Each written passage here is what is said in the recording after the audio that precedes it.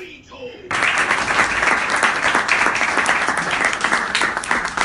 you like Mountaineer Rants, you know there's 4 things you need to do.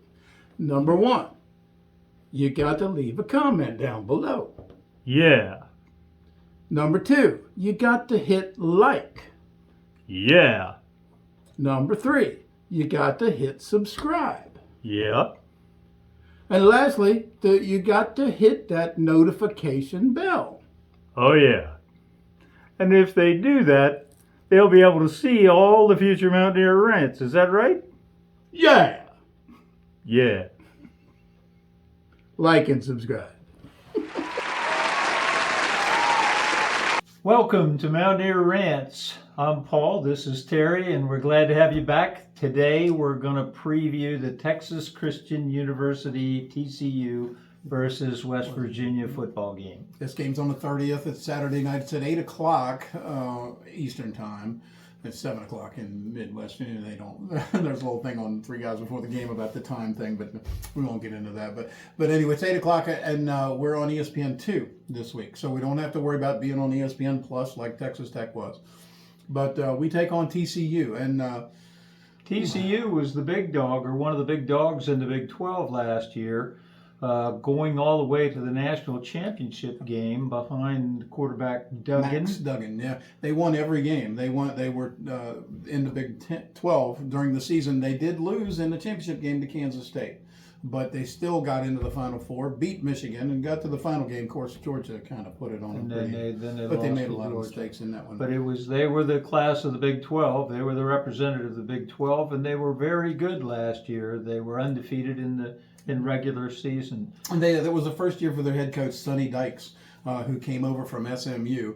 Who, by the way, they just beat SMU last week and before our game. So they kind of figured out they're coming off a pretty big win. They got a coach that they stole their coach, then they beat their team. Then they beat their team, exactly.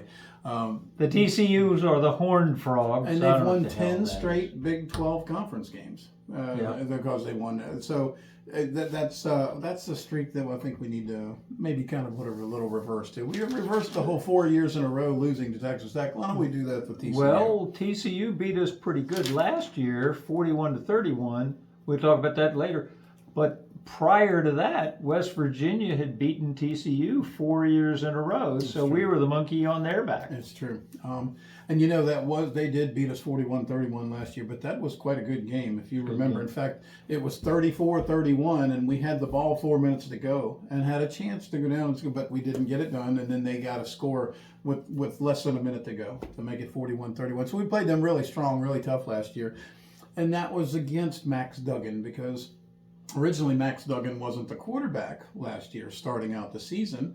No. Coach Sonny Dykes had put this young man, Chandler Morris, had won the competition, was the starting quarterback till he got injured, which I thought was interesting. But Duggan had the it factor, and he's the one that got him all the way. Duggan took over for Morris. He took him to the championship with, by the way, some very good receivers. Yes.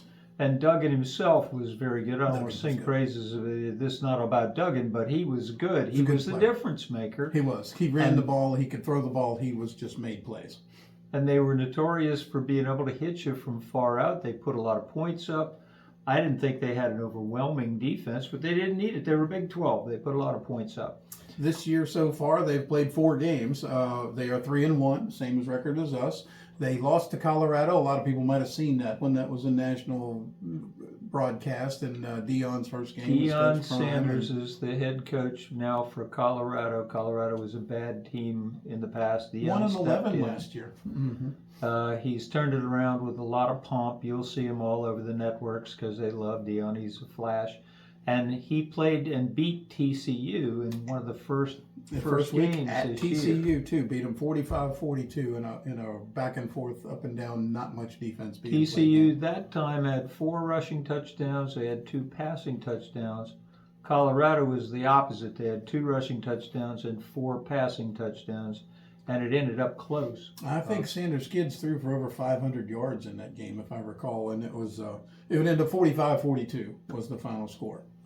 What it basically boiled down to is that Colorado got stops on TCU's offense when the game was on the line, because TCU had chances to get back and win, and TCU could not stop Colorado. Right. It was in my opinion, is a classic Big 12 type game where it's a shootout. It's a horse race. Everybody just scores, takes turns scoring, and there's very little defense. Now, that was their first game, so they started off with a loss. It shook everybody up because TCU had come off of a national title run last year. They didn't have a lot of people back, but they still had the reputation. They were preseason ranked. Well, anytime you get to the Colorado had a bad season, so Colorado upsetting TCU. Nobody knew whether that meant TCU stinks or Colorado's amazing. They've done a little of both. Yeah, it's a little bit of both, I think. TCU then went to play Nicholls State. And they're lay down. They're get right game kind of person, and they beat them bad. And Nicholls State was they're 0-3 this year. They lost all of their games by at least 2 touchdowns, so that was their cupcake. Like us playing Duquesne. It's Duquesne was tougher than Nicholls State. I think Duquesne probably was better than Nicholls State. Yeah. Then they played Houston. Mr. Holgerson's team. His first year in the Big 12. And one of the first Big 12 game. First Big 12 game for Houston, and one of the first years that Dana Holgerson doesn't have that premier quarterback that he needs to make his high-scoring offense go. They beat Houston 36-13, and Houston didn't score a touchdown. They had one touchdown run back on a kickoff, but they didn't score an offensive touchdown. So their big offense was shut down, and TCU thinks that's because they're good. I think it's because Houston is not very good. I don't believe Houston's very good either. In fact, but well, that remains to be seen. And Houston is 2-2. They beat 2 cupcakes and lost to both TCU and to Rice. Rice. JT Daniels is quarterback at Rice too. Our 4-star, 5-star, whatever the hell quarterback was down at Rice. But they did beat Texas San Antonio. Houston did beat them, and that's a pretty good team. I wouldn't call them a cupcake. Yeah. Now, Sam Houston State is certainly a cupcake, but I don't think those are the Texas two that Houston beat. So, and then TCU beat SMU. The battle for the iron skillet, they call it, that TCU SMU game. And it was similar to the Houston game. It was 34-17 instead of 36-13. SMU is 2-2. Yeah. They beat Louisiana Tech and Prairie View, but they lost to Oklahoma now and TCU. So their losses are not anything to be ashamed of. I just don't think it's anything to crow about by beating SMU. I think it's borderline cupcake. Anyway, and it's a kind of a crosstown rival game, and they get up to play it. It's not as big as like our rivalry with Pitt or something, but they play that game, and they don't like each other. It's a lot of kids know each other. They all grew up around there. A lot of the players. It's a long way of saying that we really don't know how good TCU is. Exactly. I'm not convinced they have a defense. I'm not convinced they have the firepower of last year. Well, we don't know that they don't. They haven't shown it yet. I can put some numbers behind that. They do average 38 points a game against those 4 teams they've played. They've averaged giving up 20 points a game. They average 500 yards per game, including over 200 yards a game. They average running the football. Very key. Remember that. We'll go back to that. But they've averaged giving up over 377 yards per game to the other team. So they average giving up more yards per game than we average getting per game, because I don't believe their defense is that good. That's where we're going. Now they have 16 sacks. They returned 7 starters on defense, and they're crowing about their nose tackle, a fella named Demonic Williams. But I think, but they lost. I don't think their defense was that good last year. I thought it was above average, but I didn't think it was impressive. They're crowing about their tackles. They have 2 experienced offensive tackles. Of course, their nose guard on defense matches up against one of our best players in our center. So I think that neutralizes whatever advantage they believe they have at nose guard. There's also a lot of crowing about their receivers. They're apparently deep at receivers. They are. But they lost 3 major receivers last year in Quentin Johnson, Darius Davis, and Tay Barber. They're all gone. Johnston had 1,069 yards in receiving last year, That was really good. and that was with the other quarterback. So there's some big holes, even though they've got other guys coming in. Well, their quarterback Chandler Morris has thrown for 1,100 yards in 4 games. So they throw it all over the yard. They play a high tempo, very fast tempo, just like Texas Tech tries to do. The difference is, I think that this team is more dedicated to running the football. And when it comes to running it, they've got this kid, Imani Bailey, number 9. Averages over 120 yards a game. He's rushed for over 100 yards again this year. He's carried Third the ball. time in 4 games. He's carried the ball 81 times in 4 games too. That's 20 times a game. And we're going to see a heavy dose of Mr. Bailey. So if we can't stop this kid from gaining 150 yards, we don't have a chance to win this game. We have to stop them from running the football. Getting That's the our chance. predictions now. I think I a lot of these throw it all over the yard teams have a running back with a lot of yardage because everybody backs up to stop the pass, inviting the run.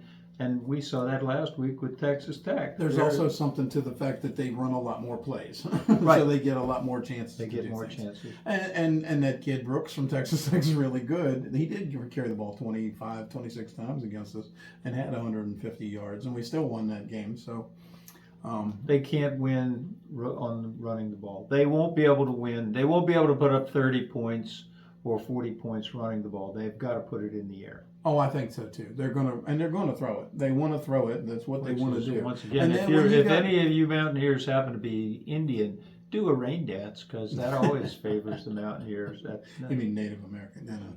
No, it's true. I We was always going play to say Sioux. So, Maybe my name is Sue. How do you do? Boy named Sue. The receivers, they got this kid Richardson, number 7, 14 catches. Thompson, number 84, 12 catches. Robinson, 13, 11 catches and a touchdown. But when they get close to the end zone, look for this kid Wiley, their tight end, right. Number 19. He's caught 14 passes, so he's caught as many balls as any of the rest of them. But he scored 3 times. They will go to their tight end, and tight ends in the past have traditionally burnt us. So far that hasn't happened much this year, but we'll have to see. They're going to throw it all over the yard. They're going to run it. They're coming at you. And again, we got to win it with our defense. And now, I said we wouldn't win the Texas Tech game with 17 points. I don't think there's any way we could win this game with 17 points. But this is a tall order to go down there. Let me give them some kudos before I tell you why we're going to beat TCU. Okay, yeah, let's hear it. They lead the Big 12 in sacks per game. They've got 4 sacks per game. 16 now, sacks. I don't know if that's a function of the opposition or just that the opposition is forced to pass because they do a good job shutting them down and early. But they lead the Big 12 in that. They're 3rd in sacks allowed in Big 12, and although the difference between them at 3rd and the people at the bottom of the Big 12 is like just a half a sack, so it's not that much. 1.25. They've only given up 5 sacks in 4 games, so that's really not. That's pretty good. But the bottom of the Big 12 are people that have given up 1.75 sacks a game. So we're not talking about a big difference. So they protect their quarterback, or he runs because he's not getting sacked, and they sack people. That's their plus. And like I said, they think they've got some running running game. They think they've got some defense. They think it's going to get better. But here's the negatives. They turn the ball over. They get penalized a lot. And the team last year used to score on long plays. They don't do that well this year. They give up long plays. They're number 15 on 4th down. They stop people on 4th down. At least they gave up 3 out of 11 attempts so far this year. They're 105th in the nation in penalties called against them. They get penalized a lot. 63 yards per game on average. And their opponents don't get called penalties against them very much. And that's even after playing Colorado and Houston. Some teams have been known to bend the rules a little bit. I would then harken back to our game against them last year and contrast the difference. Last year, West Virginia scored 31 points, TCU 41. Our guy Daniels was 23 of 39. He threw for 275 yards, 2 touchdowns and 1 interception. CJ ran for 104 yards. James had 6 receptions for 95 yards. We put up 31 points last year with a team that was not that good, who wasn't bowl eligible, against the team that was 7-0 at the time in the conference. Their defense didn't do much to stop us last year.